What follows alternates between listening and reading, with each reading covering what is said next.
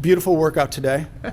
Here with the professor. How you doing? Hey, what's up, guys? We were just talking about this whole FTX collapse scandal and how many people are just going to get wiped out in this thing. If you don't hold it, you don't own it. But just wanted to start today's video out with a good workout. A lot to talk about, a lot to cover. Always good to spend an hour with Professor Elias. And we should all be getting in shape, right? Yeah, for sure, man. Especially even if you have to be careful with injuries or different things like JB, you still could come in and train. Yeah. So slight muscle tear, but it's doing much, much better. But you got to stick with it. You got to go through a little bit of pain. Sometimes a little bit of pain is good. A little. It challenges you, right? Sure. And so you work around it. But it's just like life. Sometimes things come up and you got to know how to work around it. Not everything's going to be peaches. So there's going to be obstacles. There's going to be setbacks. You got to work around it. This is very minor, just a very minor muscle tear. But we had a good workout today. Everything looks good. But let's get on with it. Let's talk about what's happening in the real world.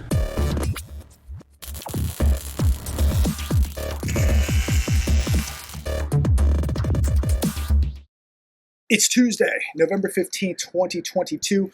I'm going to get right into this video today. We're watching another volatile day on Wall Street. Dow Jones this morning was up over 300 points. Then it was down 200 points. As I make this video, it's up only 12 points. Gold was actually in the red, then shot up to $8.50, pulled back a bit. We're also watching the same thing in the NASDAQ. NASDAQ was way up. That was cut in half. So something is definitely happening. We'll see how it ends up at the end of the day. But it really doesn't matter because to me what really matters is what's happening in the economy, the health of the average consumer, the health of the average household. We are watching such a separation, such a disconnect between these markets and the real economy. And I was going over a few articles this morning. I'm going to share these with you. And this really gives us a temperature check, a gauge on what's happening in the economy, what's happening to the consumer. Household debt now sitting at $16.5 trillion.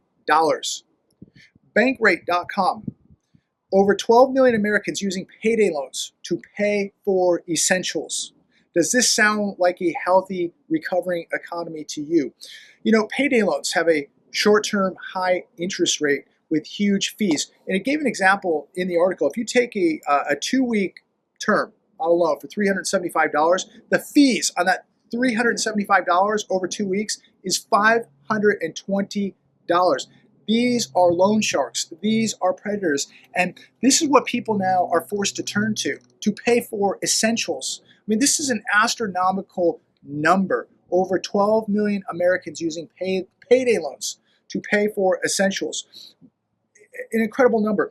7 in 10 adults, 18 to 25, say they can't pay their bills on time. What does that say about the economy right now? 40% of Americans could not handle a $400 expense.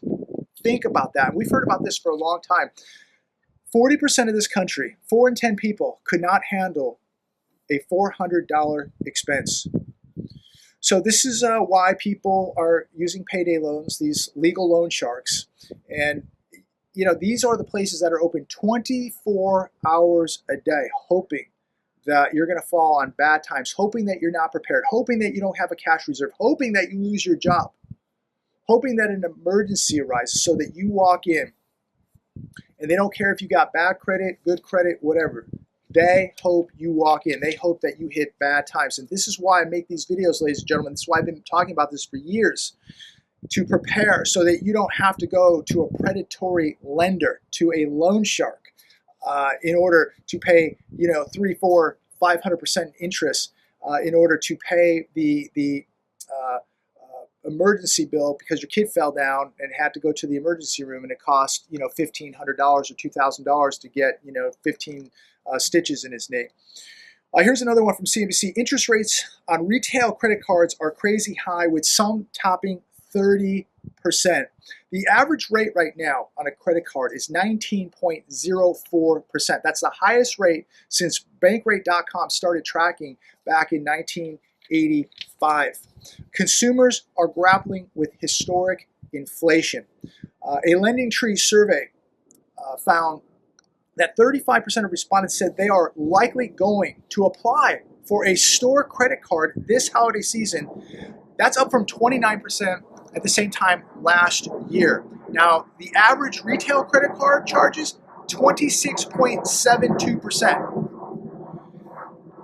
That's incredible, and many charge 29.99%, 30%, and yet more people this year are going to apply for a store credit card so that they can shop this holiday season and get deeper and deeper into debt. This is a huge problem as prices of everything goes up, inflation's going up, and interest rates on credit cards is going up.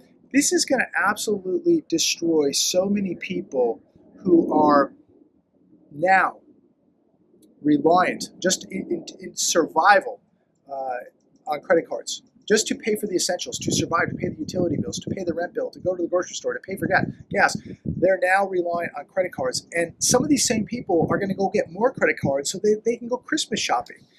These people have no idea. They are playing with a ticking time bomb. I don't know if they believe things are going to get better in the short term here, that they're going to make more money soon, that inflation's going to disappear and everything's going to be okay. These people are playing Russian roulette. They are playing a very dangerous game here at the worst possible time as we enter a depression. Here's another one from CNBC. Household debt soars at fastest pace in 15 years as credit card use surges, Fed reports. Credit card balances currently rose more than 15% from the same period in 2021. Demand is higher, prices are higher, and people are paying more, getting less. And you look at the debt load here in the U.S. Mortgage balances rose $1 trillion from a year ago, now sitting at $11.7 trillion. Credit card debt has climbed to $930 billion. Credit card balances rose 15%, as I said earlier, from last year. That is a very big number, and it's happening at the worst possible time. Many people haven't learned their lesson. They are not going to give up their standard of living, their lifestyle. They are going to party all the way to the very end. And many people now are just enslaved to credit cards in order to survive day to day. This is really a dangerous time for so many people. They have no idea what they are doing and how this is going to end. Their credit's going to be destroyed. Their lines of credit will be cut off at some point or cut in half. It's really dangerous, ladies and gentlemen, and we are heading into uncharted water. We are heading into a depression, and people are rotating 5, 10, 15 credit cards with interest rates up to 30%. How in the world are these people going to survive when it gets really, really bad? We're going to look back and think these were the good times, that 2022 was a good year compared to 2023. I really, really believe that. What are people going to do when those credit cards get tapped out, when they get shut down, when there's no more line of credit? What are they going to do? What are they going to turn to? They're going to turn to being homeless. They're going to turn to living in a tent. They're going to turn to hoping to go back home, live with their parents.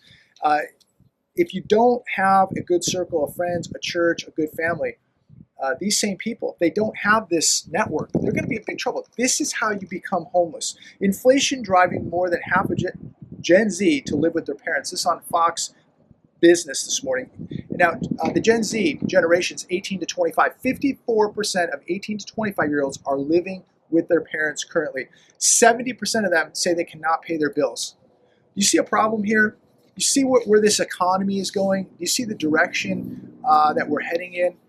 And yet, we haven't even gotten near the bottom of this thing. You're going to witness a stock market collapse. You're going to witness a bond collapse, quite possibly a dollar collapse, an economic collapse, a derivative collapse, all happening at the same time. A housing collapse, a liquidity crisis, all happening. It's all going to happen around the same time. When one of the bubbles burst, they're all going to start popping. And I cannot stress enough the importance that you get your debt paid down, pay it off. And what these people are doing, they're doing the opposite. They're taking on more debt while the ship is taking on water and sinking. This is absolutely ludicrous. Americans have not been this worried about layoffs since April 2020. This on Market Watch. If you're worried about a layoff, You don't need to be getting a store credit card. You probably don't need to be taking out thousands of dollars of debt for the holiday season shopping spree either.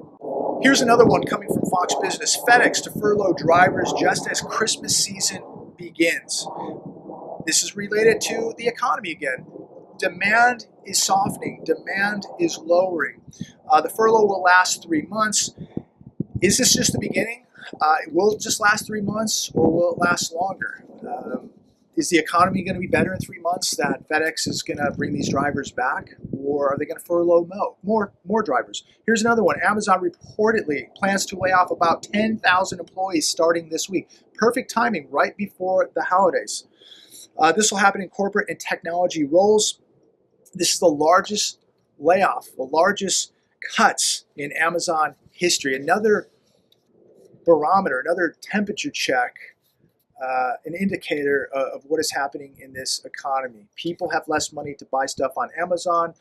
Amazon's not shipping, less usage for FedEx drivers. Everything is so connected, ladies and gentlemen, and it's only going to get worse from what I can see. Rail strike threats escalate, and third union rejects deal. This on Fox Business. Chances of a nationwide strike now with the railroads is increasing. This would be an absolute nail in the coffin if this were to take place. Monday, the third labor group turned down the deal with the administration. Not good news. This thing could unravel before Christmas. Could you imagine what this would do to the economy? I mean, everything literally is transported on the railroads. And if we had a major strike, this would happen at the worst possible time. And this could really, really finish off the U.S. economy. The U.S. economy is dead, in my opinion, right now. It's the worst economy I've seen in my lifetime. And comparably, I think if you go back and you look at the data of the Great Depression to right now, according to how many people, 42 million people on food stamps right now, $31 trillion in debt. We're not producing, we're not manufacturing. If you look at the numbers compared to the Great Depression, it's probably actually worse right now than it was back then. Opportunity, there's so much less opportunity now too in this country, and we don't really know what the unemployment numbers are because they're so manipulated. We don't know what the real inflation numbers are because they're so manipulated. We're tapping into our strategic oil reserves. We're shelling out tens of billions of dollars to multiple countries all over the world. And we are continuing to create more inflation while the Fed is raising rates. This is a very dangerous combination. Retailers' biggest holiday wish is to get rid of all their excess inventory. This on CNBC. And I'll finish with this last article. There are going to be so many sales coming. I can't even imagine what the sales are going to look like after Christmas. The smart money is going to take advantage of the sales after Christmas, not before Christmas. But imagine the amount of inventory that is going to be left over after Christmas, and how much inventory is still going to be sitting at those warehouses that won't even make it to the store till after Christmas. The whole thing's a disaster, ladies and gentlemen. Words cannot explain where we're at right now economically as a country and where we're going.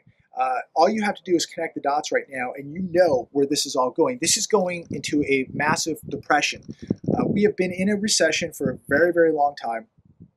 And in 2023, I believe that we will be deep into a depression, a housing collapse, stock market collapse, bond collapse, all of it, all breaking apart. You can see the writing on the wall right now.